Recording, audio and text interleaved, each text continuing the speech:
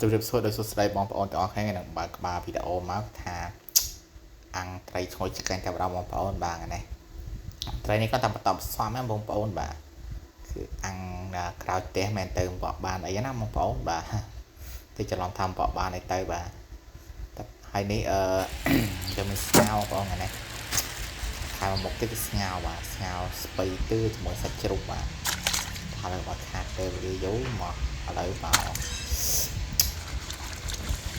ធ្វើមួយខ្ញុំទាំងអស់គ្នាបងប្អូនបាទពិធីធ្វើងាយមែនតែម្ហូបស្ងោនេះគឺយ៉ាងងាយធ្វើងាយឆាប់បានញ៉ាំបងប្អូនបាទហើយមានសាច់ជ្រូកវាសំថោបងប្អូនបាទនេះសាច់កោបងប្អូនបាទតែបើបងប្អូនសាច់ជ្រូកឆ្ងាញ់ជាងបងប្អូនស្ងោប្រភេទនេះជាស្ងោសាច់ជ្រូកជាតិតែម្ដងតែឡើយបើខាតពេលវាយូរយើងមកច្រាំសាច់កោយើងបាទច្រាំវាវត្តតិចមកបាទឆ្នាំនេះបងប្អូនគ្នាយើ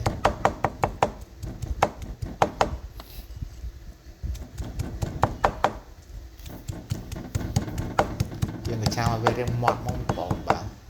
បើសិនជាបងប្អូនមានសាច់ជ្រូកបើដាក់សាច់ជ្រូកឆ្ងាញ់ទៅសាយវាត្រូវមួយសាច់ជ្រូកបងប្អូនស្ងោប្រភេទនេះសាច់គោបើយើងស្ងោយូរវារៀងស្វិតដែរអញ្ចឹងតាមចំណូលចិត្តដែរបងប្អូនបាទបើខ្ញុំចូលចិត្តសាច់ជ្រូកជាងស្ងោប្រភេទស្ពៃទឿនេះ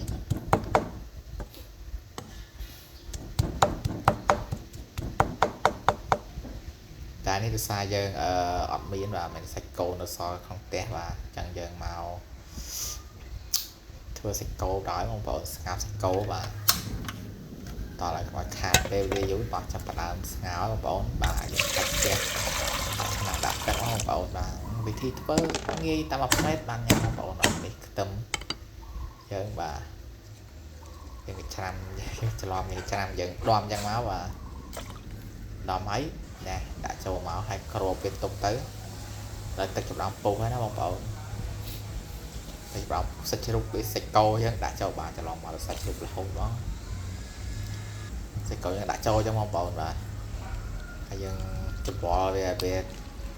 កុំឲ្យសាច់វាជាប់គ្នាអញ្ចឹងណា